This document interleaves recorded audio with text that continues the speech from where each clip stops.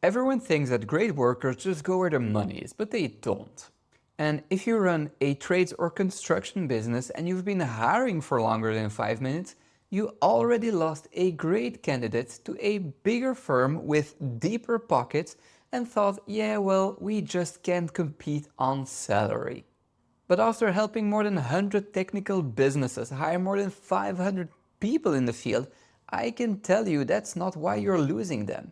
So in this video, I'm going to show you how my client, a 20 people HVAC firm, won the battle for a site manager against a 2,000 person industry giant without offering that guy more money. So I'll walk you through exactly what we asked him, what we offered him instead of a bigger paycheck, and how you can apply it to your business even if you're a small firm. So just for context, my client is an HVAC contractor, 20 people strong, nothing really special, and they were looking to hire a site manager, and they found a guy, but the problem was that that guy also had an offer from a much bigger firm in the same industry where he was in the running for the exact same role. So at first, my client thought, yeah, well, that's unfair because they're so much bigger, they've got deeper pockets, the salary is much higher, they've got nicer jobs, they've got better tools, they've got more career opportunities. Yeah, what are we going to do? Because on paper, let's be honest, the bigger firm seemed to be the logical choice. Now, my client and I were talking about it, and I have one rule, and that rule is that we don't buy people. And by buying people, I mean offering people a certain amount of money that will make them say yes. But the thing with that hiring model, and I know a lot of construction founders use that model, is that at some point, if you hire that person, you've hired someone who chose the paycheck, but that person didn't choose the job. So whenever another firm with deeper pockets than yours comes along and they offer that guy more money, you've got a pretty good chance that they will leave too. So when I work with firms, there's no buying people. So what we did is that before my client went on a final call with the potential site manager, we decided on 3 questions my client should ask to get clear on why that site manager would choose a firm if it weren't for salary. So my client got on a call with him and asked him the first question, which was, what are the pros and cons about working with us? And the guy told him that the interview process was really familiar and made him feel good. And the second was that the structure was appealing to him because he would report directly to the CEO, which he thought was nice. And the cons was that they are a smaller firm, and in smaller firms, you tend to work harder than in bigger firms because whenever somebody's on vacation or gets sick, the work gets redistributed. And because of that, working hours tend to increase, and he burned out before and he wanted to avoid it. Then he asked the second question, which was, what are the pros and cons about working for the other firm? And yeah, well, the pros, not to state the obvious, were higher salary, career growth, more financial security, more stability and everything. But the cons were that the interview process was really corporate and it was a big firm with lots of reporting. And that's not really what he was looking for, but it was a trade-off to make for the money and the stability.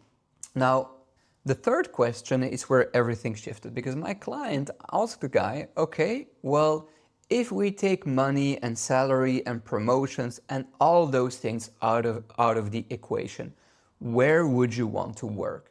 And the person told him that, well, strangely enough, he would follow his gut and go where he felt the best.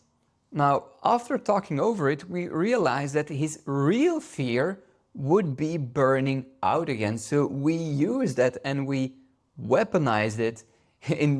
So my client came back to me and we figured out that the main thing the candidate wanted to avoid was burning out again. Now, my client has a few government buildings they do maintenance and repairs on. And because they're administrative buildings, they close at 5.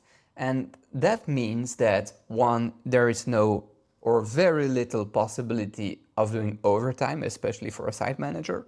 And the second thing is that my client got a crew for all those government buildings, so he would work with the same crew of people all the time, which was also a really big benefit. So my client called him back and told him, look, I'm going to be really honest with you. We're not the biggest, we're not the baddest, we don't have the shiniest tools, but I've got something else to offer you besides salary because we can't and won't match it. He told him, we've got these government buildings and they close at 5, so there is little to no chance of working overtime. Plus you will work with a dedicated crew, which means you will get to know the people you work with really well. And besides that, and that's the important part, he told him, look, it would mean a lot to me and to the business if you chose us. Because with your experience and your know-how, you would help the business grow, because we've got a lot of young guys on the crew and we're in need of someone with your experience, so it would mean the world to me if you said yes.